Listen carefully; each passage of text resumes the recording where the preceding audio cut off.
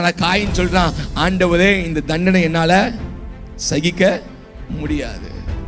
ஆண்டவர்கிட்ட அர்ப்பணிக்க, ஆண்டவரே நான் செய்தது தவறுதான், உண்மைதான், நான் செய்தது பாவம் தான், அந்த பாவத்துக்கு ஏற்ற தண்டனை வந்தது உண்மைதான், ஆனா இந்த தண்டனை நான் சகிக்க முடியாதுப்பா, இதுல இருந்து நான் விடுவிக்கும்படியாக எனக்கு ஒரு வழியை கொடுங்க.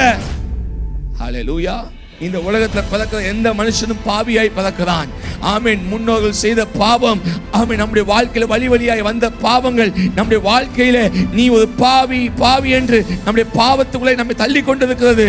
பாவ வாழ்க்கையிலே நாம் மூழ்கி போனவர்களாக, பாவத்துக்கு அடிமையானவர்களாக, பாவத்துக்கு விடுவிக்கப்படாதபடிக்கு இருக்கிறோம். ஆனால் ஆமென், அன்னைக்கு காயின் கொடுக்கப்பட்ட அடையாளத்தை போல இன்றைக்கு நமக்கு சிலுவை என்ற அடையாளம் நமக்கு கொடுக்கப்படுகிறது.